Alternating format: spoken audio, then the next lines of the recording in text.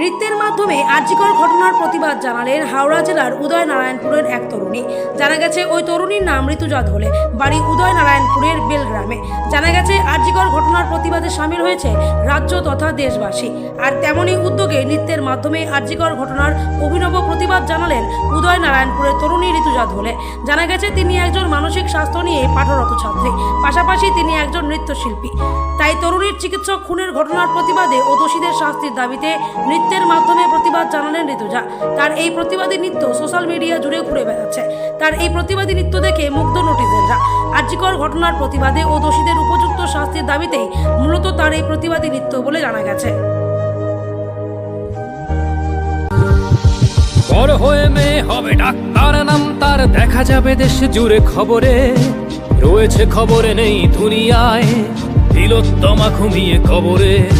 জীবনের সুরক্ষা যেখানে রক্ষা পেল না সেথা ডাক্তার, রক্ত পিশাচি হায়নার দল ছিঁড়ে খেলো নিষ্পাপ দেহ তার। এই বুঝি বাংলা, এই বুঝি দেশ আমার, যার জয়গান গাও। আর কত অভয়া, আর কত নির্ভয়া, আর কত রক্ত চাও। পাপি করে ধর্ষণ, দেশ করে দর্শন, কর্তৃপক্ষ কিছু কয় না। লিঙ্গ ছিন্ন করে ধর্মতলার মোড়ে কেন যে টাঙিয়ে রাখা হয় না। সাধারণ জনগণ করছে আন্দোলন, এমন সাজা কি হতে পারে না। যেন অভয়ার আত্মাও অট্ট হাস্যে বলে, দেখ বাপ বাপ কেউ ছাড়ে না।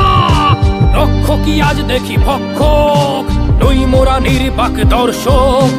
উঠবে সমাজ জুড়ে প্রতিবাদী চর্চায়, জাস্টিস ফর আরজিকর। কিসের স্বাধীন মিথ্যার অধীন দেশে সত্য ঢেকে যায়। স্বাধীন দেশে কেন তিলোত্তমার চোখে রক্ত ঝরে যায়। আমার মা বোন চার দেয়ালে চিৎকার করে মরে, এমন সময় চুপ করে হায় বলো কেমন করে থাকি ঘরে। ভারত মাতার দুর্গা তোমার শক্তি রূপের দেখা দাও। তিলোত্তমার সঠিক বিচার পেতে শিকল ভাঙার গান গাও। তুমি শিকল ভাঙার গান গাও, তুমি শিকল ভাঙার গান গাও।